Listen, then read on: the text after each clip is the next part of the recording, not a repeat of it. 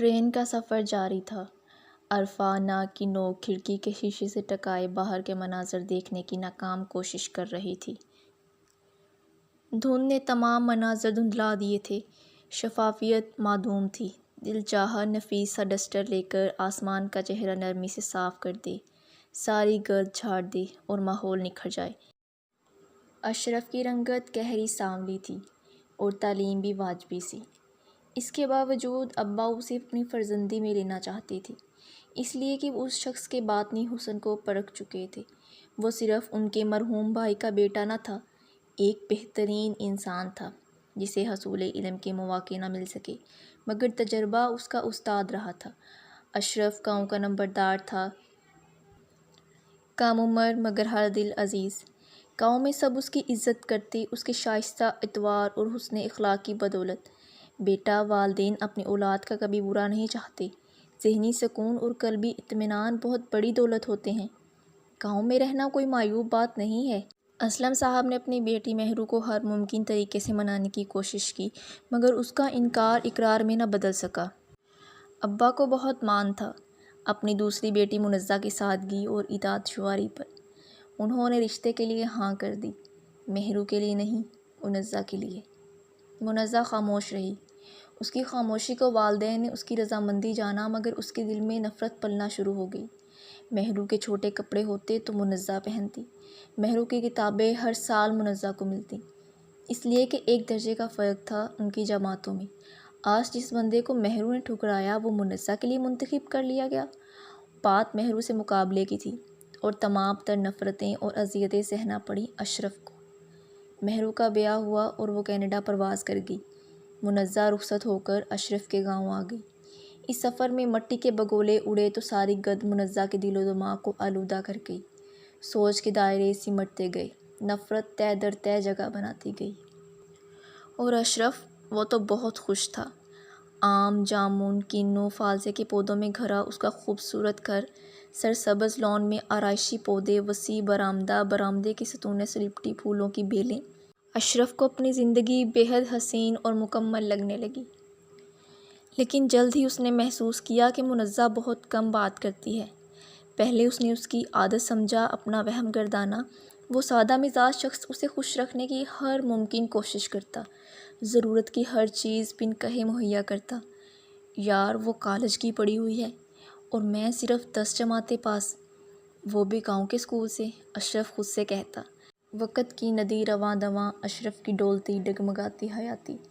فطرت مہربان ہے، اللہ نے اسے صاحب اولاد کر دیا۔ اس کے مزاج میں مزید نکھار آ گیا، عاجزی اس کی شخصیت کا حصہ بنی۔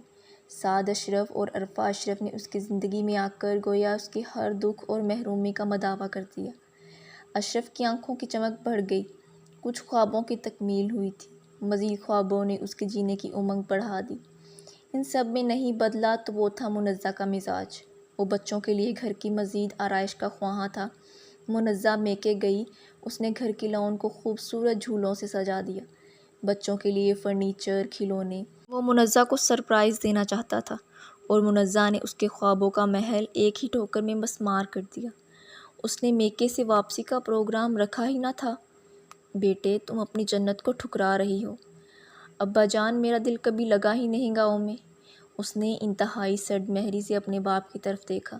وہ خاموش ہو گئے، انہیں اپنی بیٹی کے ارادے بدلتے نظر نہ آئے تھے۔ اشرف نے چچا کے گھر کے ساتھ اپنے ابا کا خریدا ہوا پلاٹ گھر میں بدل دیا۔ وہ اپنے چچا سے بہت محبت کرتا تھا، وہ ان کو دکھ نہیں دینا چاہتا تھا، ان کی ذمہ داری بڑھانا نہیں چاہتا تھا، ان کی پریشانیاں سمیٹ لینا چاہتا تھا۔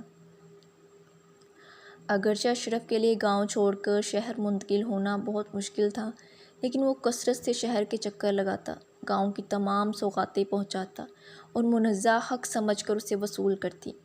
بچوں کو بہترین اداروں میں داخل کروایا گیا مگر ایک بات جو اشرف کے لیے بے حد تکلیف دہ تھی وہ منزہ کا رویہ تھا۔ اس نے کبھی اس درپیش شخص کو قابل اعتنا جانا ہی نہ تھا۔ نہ اس کے گھر آنے پر خوشی کا اظہار کرتی، نہ اس کے دیر سے آنے پر کوئی شکوہ۔ بچے بھی ماں ہی کی روش اپنائے ہوئے تھے، ذہنی قربت تو کبھی ہو ہی نہ سکی، زمینی فاصلے بھی بڑھنے لگے۔ اور منزہ کا لیا دیا انداز اس کے ابا جان کو بہت کچھ سوچنے پر مجبور کر گیا۔ انہیں محسوس ہوا کہ ان کے بھتیجے کے ساتھ اچھا نہیں ہوا، شاید میں ہی خود غرض ہوں۔ بہرحال بہت غلط ہو رہا ہے۔ اس روز سعد نے اپنے دوستوں کو گھر بلایا تھا۔ دعوت کا مکمل اہتمام تھا۔ کھانے پینے سے فراغت کے بعد سب دوست لان میں گپ شپ لگا رہے تھے اور اشرف گاؤں سے آیا، پھل، سبزیاں، دودھ، مکھن، ساگ اور محبتیں لیے ہوئے۔ دوستوں نے اشرف سے ہاتھ ملایا اور اشرف نے دعاؤں کے نذرانے پیش کیے اور سعد نے دوستوں کو اشرف کو اپنا مزارع کہہ کر متعارف کروایا۔ یہ بات نانا نے سن لی تھی اور شاید اشرف بھی سن چکا تھا۔ اسی روز اشرف گاؤں واپس جا رہا تھا تو گاڑی پر اس کا کنٹرول نہ رہا۔ وجہ غائب دماغی تھی یا ذہنی ناآسودگی یا دل شکستگی، گاڑی نہر میں جا گری۔ منزہ، سعد اور عرفہ کے لیے یہ محض خبر تھی۔ ان کی زندگی میں کوئی خلا پیدا نہ ہوا، غم کے سائے ان کی آنگن میں نہ منڈلائے تھے۔ البتہ منزہ کے والد محترم کو بے حد دھچکا لگا اور چند ہی دن بعد انہوں نے اس عارضی زندگی سے بھی منہ موڑ لیا۔ مہرو سے رابطہ کم ہی ہوتا تھا۔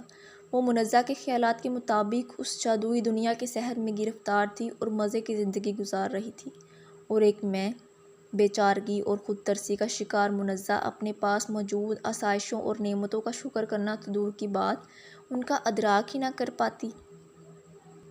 ایک شام مہرو نے اسے فون کیا: منزہ، میں اپنے بیٹے دانیال کو پاکستان بھیج رہی ہوں، پلیز اس کا بہت خیال رکھنا۔ منزہ اپنی بہن کی ذہنی کیفیت سمجھ ہی نہ پائی۔ اس کا زنگ آلود دل بہن کی تکلیف اور اس کے درد کو محسوس ہی نہ کر سکا۔ حسد نے اسے اندھا کر دیا تھا۔ مختصر بات ہوئی اور رابطہ منقطع ہو گیا، اور اس رات کی صبح دل دہلا دینے والی تھی۔ دانیال نے اپنی ماں کے مرنے کی اطلاع دی اور یہ موت طبی موت نہ تھی، خودکشی تھی۔ دانیال کینیڈا سے آیا تھا۔ ذہنی و جسمانی صحت پریشان کن تھی، خود اعتمادی کا فقدان، مخبوط الحواس نوجوان۔ یہ مہرو خالہ کا بیٹا ہے، سعد اشرف نے تعارف کروایا۔ دانیال بیٹے، کیا بات ہے؟ کھانا ٹھیک سے کھایا کرو اور اپنی صحت کا خیال رکھا کرو۔ کیا حال بنا کے رکھا ہے آپ نے اپنا؟ خالہ، ماما کہتی تھی میرے نصیب میں والدین کی دعائیں نہیں ہیں، اس لیے میری زندگی بہت مشکل ہے۔ خالہ، ہمارا گھر جہنم تھا۔ پاپا ماما کو بہت مارتے تھے، ماما ملازمت کرتی تھیں، سارا دن بہت محنت کرتی تھی۔ پاپا اچھے انسان نہیں تھے، نہ اچھے باپ، نہ اچھے شوہر، نشہ کرتے تھے اور ماما کو جانوروں کی طرح مارتے تھے۔ ماما آپ کی بہت تعریف کرتی تھی، کہتی تھی کہ منزہ خوش قسمت ہے، اسے اشرف جیسا لائف پارٹنر ملا۔ سعد اور عرفہ اشرف کی نظریں ملیں۔ منزہ کے چہرے کی رنگت متغیر ہوئی۔ اشرف جیسا لائف پارٹنر؟ یہ الفاظ نہ تھے، بھالے تھے، تیر کی طرح سعد اور عرفہ کے دل میں پیوست ہو گئے۔ تو یہ سب کیا تھا؟ مہرو کی موت نے منزہ کی زندگی تہہ و بالا کر دی۔ غم نے جیسے ان کے ذات کا محاصرہ کر لیا۔ عبادت میں پناہ ڈھونڈنا چاہی مگر مضطرب دل کو قرار نہ آتا۔ بابا کی وفات پر بھی نارمل رہیں، نانا ابا کی موت پر بھی ایسی حالت نہ تھی، حالانکہ خالہ مہرو تو دراز عرصے سے دوسرے ملک میں مقیم تھیں۔ کوئی ایسی قربت بھی نہ تھی، پھر امی کی حالت ایسی کیوں ہے؟ سعد اور عرفہ سوچتے اور بے حد پریشان ہوتے۔ دانیال نانا ابا کی لائبریری میں گھسا رہتا۔ وہ گھر اب الگ نہ تھا، درمیان کی دیوار گرا کر ایک ہی گھر بن چکا تھا۔